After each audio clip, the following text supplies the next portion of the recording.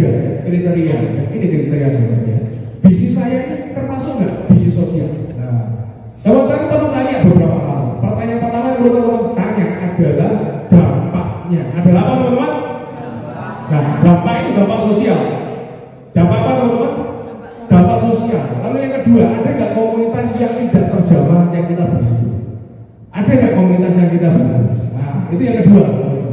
Yang ketiga, dampak untuk komunitasnya. Yang ketiga apa teman-teman? Dampak untuk komunitasnya apa? Ya, itu tiga besar. Yang pertama apa teman-teman? Dampak sosialnya. Yang kedua, komunitas yang kita bantu. Yang ketiga, dampak untuk komunitasnya apa? Nah, ini ya, tiga kriteria inilah yang menentukan apakah bisnis kita masuk bisnis sosial nggak sih? Kalau kita ngomongin, kita kembali lagi ke entrepreneurship versus social entrepreneurship. Ini teman-teman ya. Entrepreneur itu serving market, dia warin produk. Ada produk dia warin. Tapi kalau social entrepreneur itu yang penting ada dampak sosial ya. Dampak sosial ya. Nah, ini ya. Jadi itu perbedaan dasar ya. Company yang fokusnya CSR itu nggak bisa disebut sebagai social enterprise. Kadang orang bilang, saya ini perusahaan saya, bisnis saya, sekian persen saya kasihkan untuk amal. Apakah perusahaan saya ini termasuk social enterprise atau enggak? Menurut ini jawabannya ya atau enggak teman-teman? Jawabannya ya atau enggak? Yang bilang ya angkat tangan.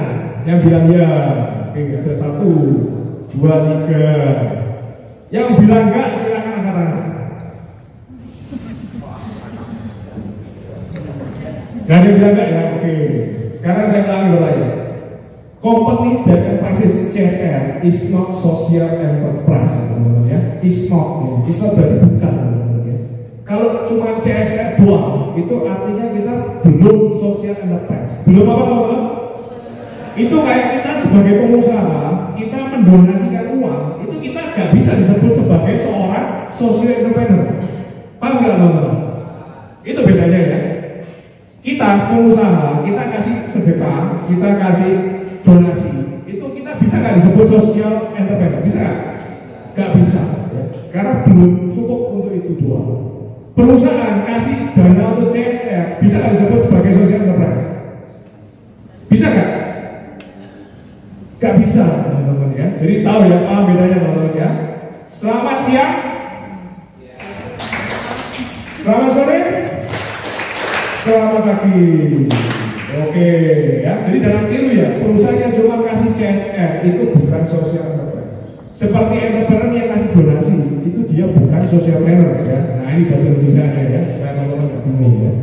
Nah artinya tangan di atas, ikuti saya teman-teman, tangannya ke atas, tangan di atas lebih penting daripada tangan di bawah, teman-teman ya. Memberi lebih penting daripada diberi, teman-teman ya.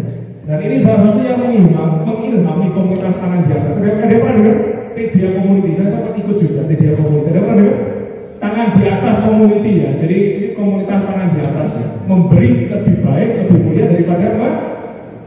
Menerima, teman-teman ya. Contoh kasusnya kalau luar negeri, Gramenbank ya, Muhammad Yunus. Ya. Ada yang pernah dengar Gramenbank?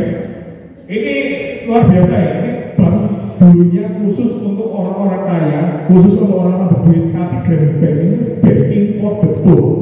Bank khusus untuk rakyat miskin. Bank untuk khusus? Ya, jadi dia munculin yang namanya kredit mikro, teman-teman ya. Orang bilang kredit mikro itu begitu biasa kredit orangnya kabur, nggak mau bayar ya, karena nggak kasih jaminan. Tapi Gramenbank ini menerapkan prinsip yang namanya tanggung rengken. Prinsip yang namanya apa? Tanggung rengken ya. Jadi dikelompoknya sama dia 10 orang, 5 orang ya, 20 orang ya. Kalau satu nggak bayar, tanggung jawabnya 10 orang ya. Kalau ada 2 nggak bayar, tanggung jawabnya 10 orang. Jadi di desa itu ada 10 orang, ada 8 orang yang inti 2 orang yang nggak bayar. Prinsip itu ternyata berhasil. Gramenbank salah satu bank terbesar ya, di sana. Dan yang menarik adalah ini, konsep ini dipraktikkan di Indonesia. Ternyata kita di Indonesia punya konsep seperti Gramenbank, namanya BTPN Syariah. Jadi dia dapat duit dari mana? Dia dapat duit dari yang atas ini kalau program BTPS fundingnya dia dari orang-orang yang kaya, orang perusahaan-perusahaan yang besar, dikasih lendingnya kemana? Ke produktif poor or unbanked ya. Jadi loan size-nya cuma 5 juta aja. Jadi dana kreditnya itu cuma kecil, 5 juta. Ya. Ternyata konsep ini berhasil ditetapkan oleh BTPN. Nah, dampak sosialnya gimana? Jadi sekarang BTPN Syariah yang Indonesia itu ada 6 juta nasabah. Ya.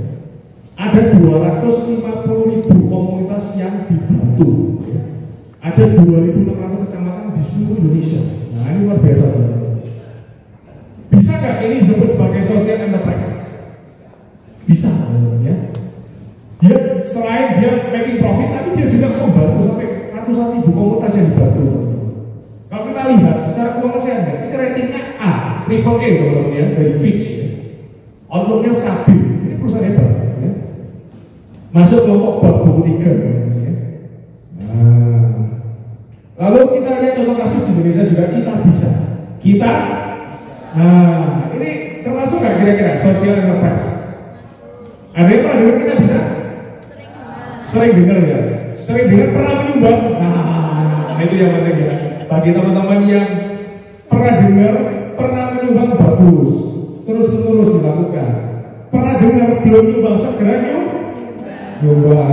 ya. Donasi lebih cepat lebih aman. Nah ya. Jadi 2013 ya, ini startup startup crowdfunding khusus untuk sosial ya. Dia medis, kemanusiaan, zakat, bantuan bencana. Ya.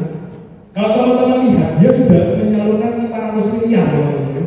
setengah triliun ya, disalurkan teman-teman. Nah ini luar biasa. 7 juta user sudah membantu 170.000 proyek sosial dan dia sudah membantu ratusan yayasan, 150 rumah sakit, 63.000 donasi disalurkan setiap hari. Jadi bayangkan startup ini bisa membantu 63.000 orang setiap hari. Nah ini dampak sosial luar biasa ya. Kita bisa.com